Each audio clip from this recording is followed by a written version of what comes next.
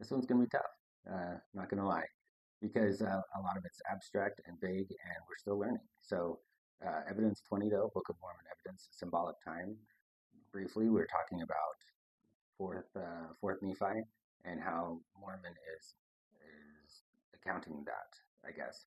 So, for those who don't know, there's a 200-year period that's covered in like 4 pages. That's very frustrating, perhaps, to many people because before that, it's like a 80-year period that's covered in like almost 200 pages.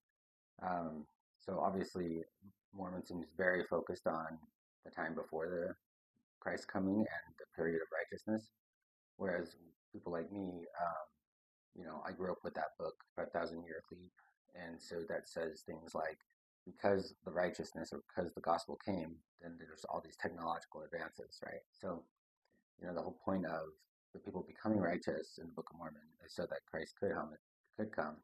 And so we'd want to know what life was like for those 200 years when every person was righteous.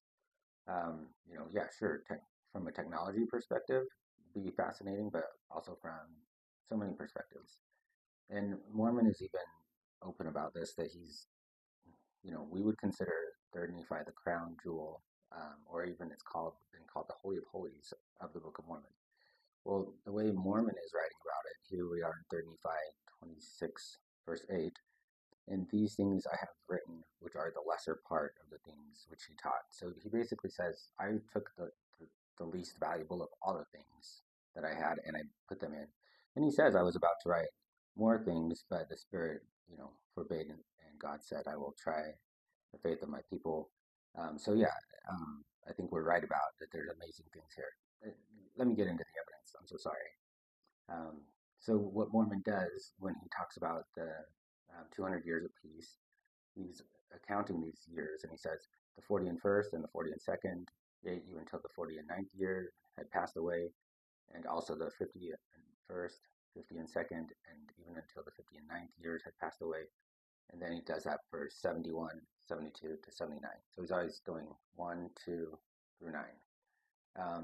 And the evidence that Brant Gardner is pointing out is that it's clearly intentional, and this is what we would expect from a Hebrew perspective, and that you're using time to tell aspects of a story.